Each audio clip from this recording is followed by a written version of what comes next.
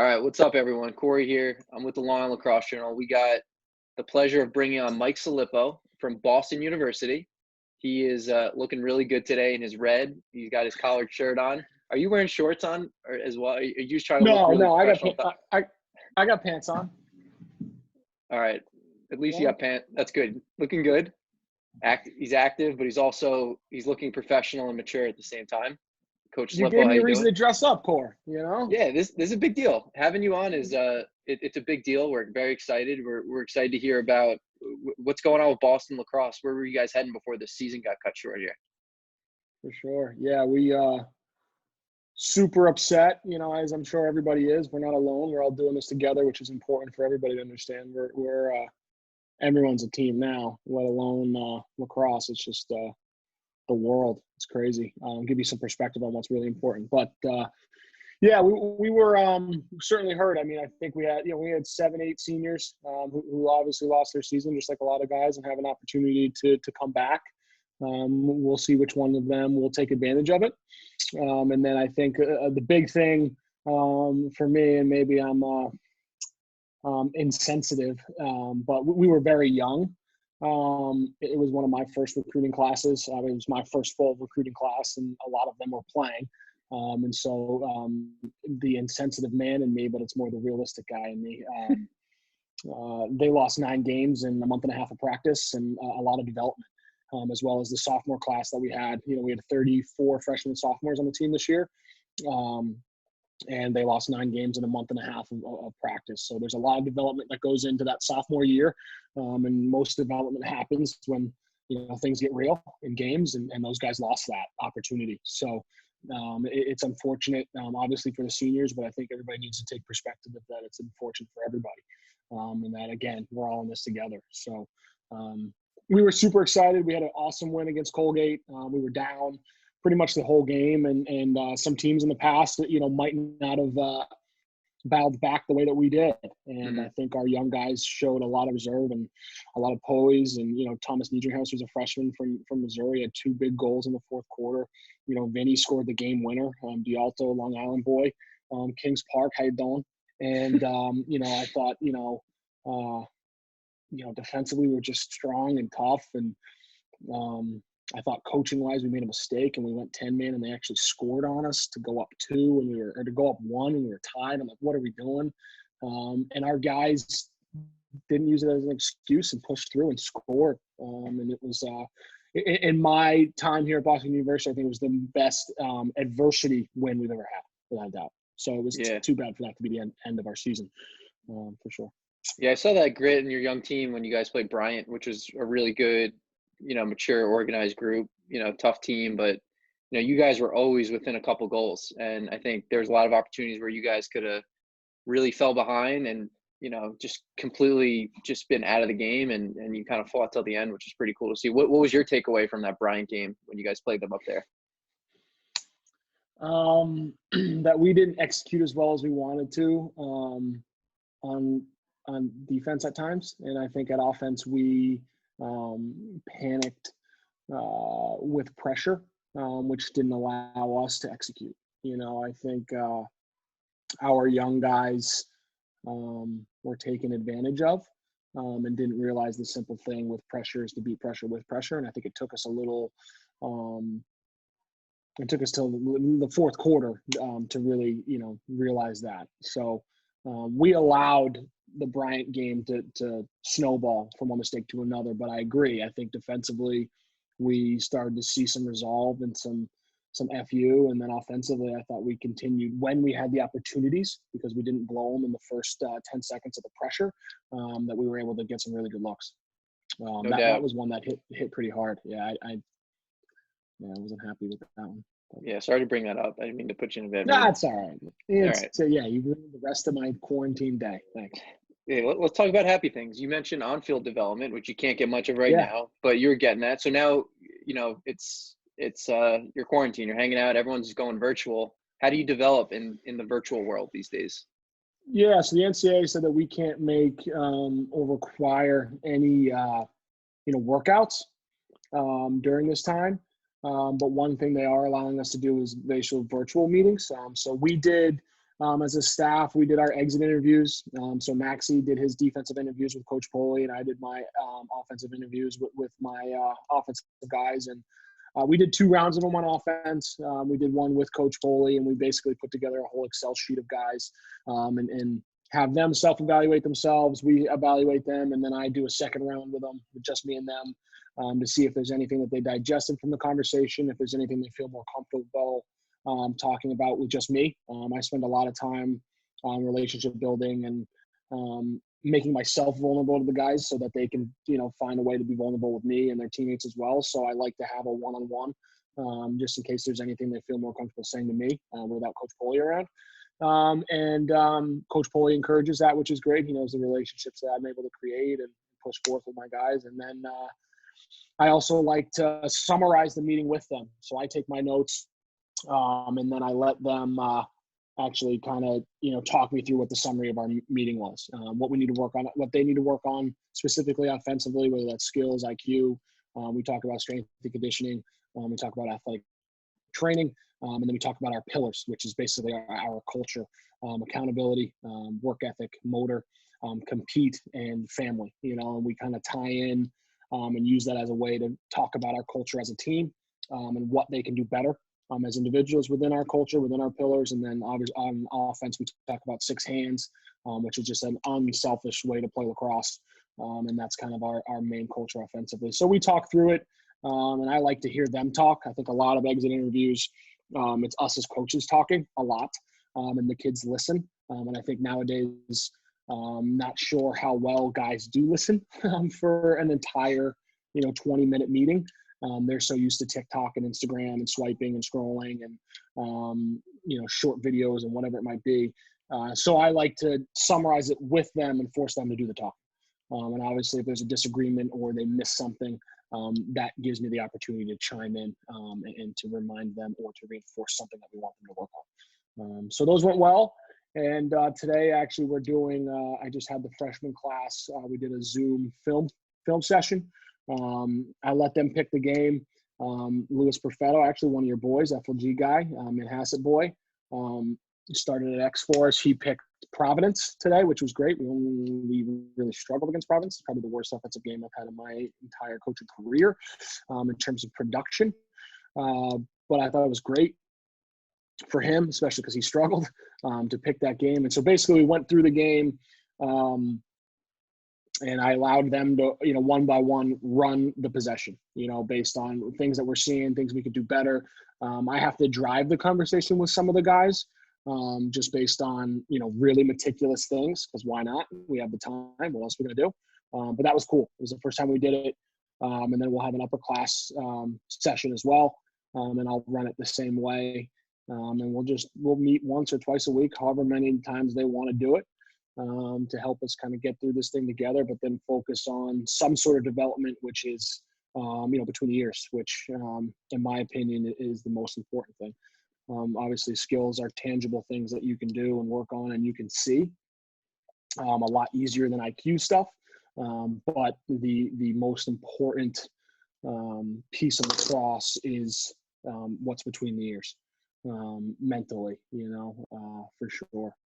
In those Zoom exit meetings and also in your virtual film sessions, give me one thing that has maybe surprised you, that going in, you kind of anticipated certain things getting out of it. Maybe you didn't anticipate others. What kind of surprised you after going through, all this virtual stuff? You're funny. So I'm sure this won't be a surprise to you, but there wasn't anything that really surprised me. I think our guys, and we work really hard at it, and I say we, because our guys are essential to our culture of our team and to our offense, to our unit. So we pretty much see everything eye to eye, and I say we, because culturally they help create what we do, and schematically they help create what we do. The scheme doesn't create them, they create the scheme based on who they are as people. Based on their lacrosse ability and based on the culture that we've been able to create. So there wasn't anything that honestly I was like, really? I think maybe that, but I'm not also, because I've worked so hard at it with them, I'm not surprised that we see eye to eye. Mhm. I'm not surprised that they hold themselves accountable and hold themselves to the standard in which we create as a group. Keith Wilford and I had a conversation yesterday with the Wilford movement. Awesome guy, big culture guy, big people guy, one of the greatest human beings I've ever met. And he will be a lifelong friend of mine and colleague and anything. He's just amazing. He said to me yesterday, he had a conversation with our guys, and I put a lot of pressure on myself to be successful. I hold a really high standard for myself and for our team. And, a couple of the guys that he's talked to have that same feeling, and so maybe I'm surprised that they hold themselves and put as much pressure on themselves as I do. And I think that comes from, kind of trickles down because of what I, put on myself. So that was something surprising to hear. How does But it someone makes like sense. yeah, that makes sense. Now someone like Keith, the relationship that you have with him and he has with you, what are some things that maybe you lean on him for that helps you develop personally and also as a coach and accomplish your goals? Perspective. Keith gives you perspective every time you talk to him. He is capable of reading a room and getting the vibe of just body language. Body language tells a lot. And that's something that I've been working on to try and read a room, to read a body language. And he's also incredible at silence, posing a question and literally minutes could go by and he won't care until somebody speaks. And that's something that for me, I struggle with because it's like, I want the conversation. I want it to be driven from the student athlete. But they're like, if we're going 40 seconds without nothing, I'm saying something. So that's actually something I worked on a lot this year, especially with such a young group. I had Hmm. 15 freshmen and sophomores in our room offensively. So there's times you need to poke and prod. But like I said, to that Colgate, that growth, we were seeing it and guys were coming out of their shell and communicating and talking. So, I mean, that's Keith is an amazing human being and he has helped me grow outside of who I am. As obviously there's Coach Silipo, but Mike Silipo is what drives Coach Silipo, and actually your father made me realize that when I was going from Ithaca to Boston University. He said, "Where does Mike Silipo want to?" I was on vacation, and he goes, "Where does Mike Silipo want to wake up and be driving to? Like, what does he want to call home, Boston or Ithaca?" And when I looked at it as a me sense, as a personal sense, it was Boston all the way. Just in terms of who I was. Forget the competitor, forget the coach. Where does the person want to be? And I think that's important, and that's something that we preach all the time. People first, players second. If the person is great, then the player can be successful. If there's something going on for the player and we don't know it, we can't see it, or they don't communicate it, the player's going to struggle. So Hmm. we focus on that. We pry and poke and try and get that out of guys. But we also create and have cultivated a culture um, as where guys feel comfortable having those conversations, whether it's with Coach Poley, Coach Silverlip, myself, Coach Finnegan, Coach Lattimore. We do some creative things with academic teams and split up the teams and blah, blah, blah, to allow more relationships outside of the offensive coordinator, defensive coordinator, where you spend the majority of your time Hmm. at your institution playing. So Well, really it's cool. evident you're happy where you are, and you're in a great spot now. Let's talk a little bit about like the future of Boston lacrosse. You got a whole class of recruits coming in from the 2021s. Hopefully they can get some sort of high school season, but if not, the next time they're going to play is when they have a Boston uniform on or practice penny if they earn it. That's you know we'll see. But either way, talk about like those recruits and the current kids on your team. Like, do they feel the same way about the program and the city and just what you guys are a part of, as similar to how the staff feels about where you guys are at? As a program, the guys on the team, I definitely think are extremely excited about the future. I think it's really hard to hide the fact that we're young when you look at it as a number base and when the seniors communicate with our group, and Hmm. it's obvious. I do think the progression of our program is going like this. A lot of our older guys have made the point, even our exit interviews, that they're very talented young guys. And then the prick in me says, well, there's more coming. So it's only going to get more competitive. So make sure you're working hard this summer. So they see that, and we continue to reinforce it, because I do think we are, as a university, getting into more conversations that we didn't necessarily always get into, regardless of the rule change.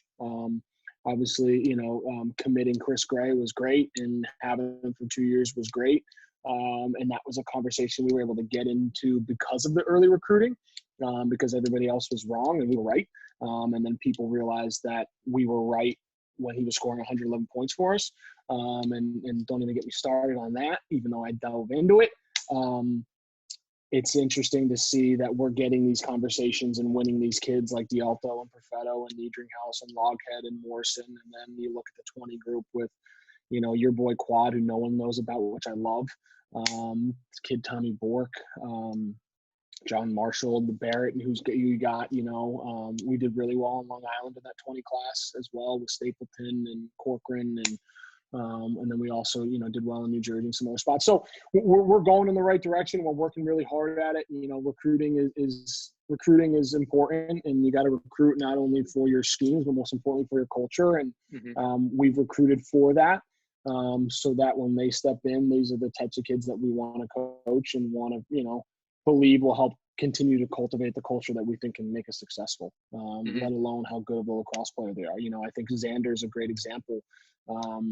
He's probably been overlooked a lot. And Quad, right? Those are two great examples of kids who probably have been a little overlooked.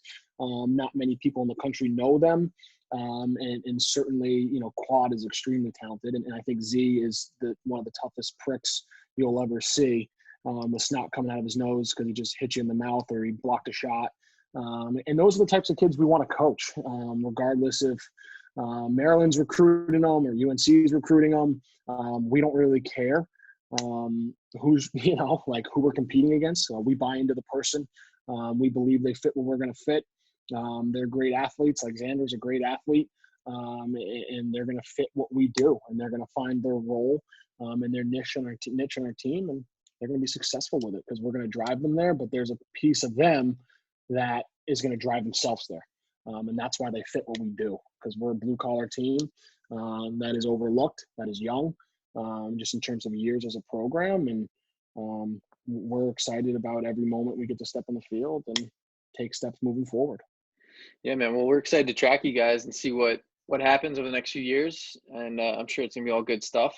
With now we have a few minutes left here with everything that's going on. I think a lot of times kids are stressing a little bit, maybe if they haven't found their home or have gotten found that dream school. If the 22s, everything's wide open. The recruiting process is just starting. 21s, a lot of kids have kind of figured it out, or they're still in the midst of it.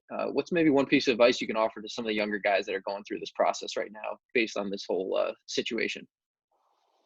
Well, with the 22s, there's a ton of time, even if we don't have a summer this summer, there's a fall and there's a following summer. And trust me when I say guys that are, coaches from Division 1, 2, and 3 are going to find you. It's our jobs to find you. It's funny. People ask me what I do, and they're like, "Oh my God, well, so you have the summers off?" It's like, no, I don't. I have a program I need to fill, and I probably work more time in June than you work in 3 months. And regardless of what happens to our recruiting summer or our fall and what going forward, it's our job to find you, and we're going to find you. We need to continue to matriculate kids in our program, and we need to continue to matriculate the right kids. And so we'll work extremely hard at that. Coaches lose games, players win them. So you got to recruit the right kids and find them. And so any good coach knows that recruiting is outside of culture. Recruiting is the next most important thing, without a doubt. So, and then for the 21s, it's tough. You've lost probably the most important season in terms of your progression as being a junior and stepping up in your program, as a lot of juniors start to, you were a sophomore and you might have scratched at the lineup, and now junior year is your time to really take a big step in a maturation process and growth process as a lacrosse player, both tangibly with skills or mentally, as your IQ and your leadership and all that good jazz. So yeah, it sucks, let's get down to it. It does. It stinks. There's nothing you can do about it, but just take the perspective and that you love this game, and maybe reevaluate whether or not you do love this game. You know, if you're enjoying the time playing Call of Duty and Fortnite and whatever, and you don't want to do those reps in your basement like you do, doing those bounce shots, then you're not going to make it at Boston University, let alone Ithaca or Union or a lot of the great Division III schools or Division II schools. You're not going to make it because, you know, I might seem like a fun guy. I like to think I'm a fun guy. But I can make lacrosse pretty hard at times, you know, and I can make film sessions hard and to where borderline it might be a drag to come see me.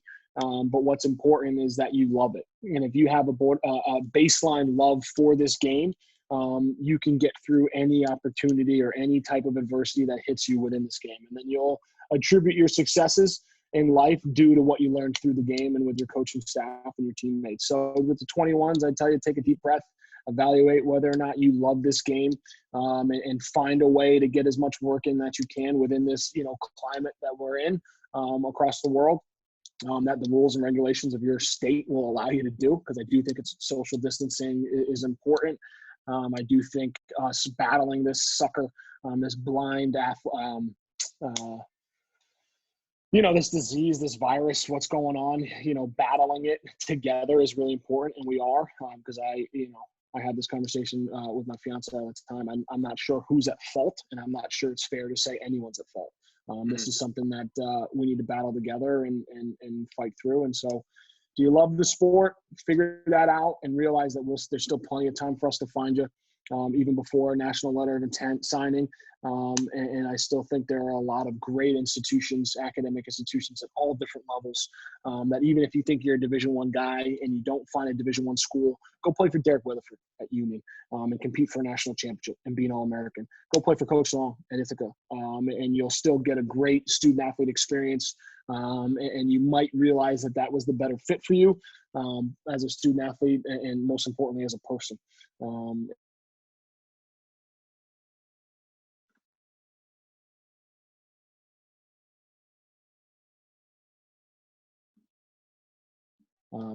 It's our lives, Corey, and we're lucky for that. But for everyone else, it might not be. Coach Silipo at Boston University, thank you so much for your time. No doubt, man. Sorry we ran out of it.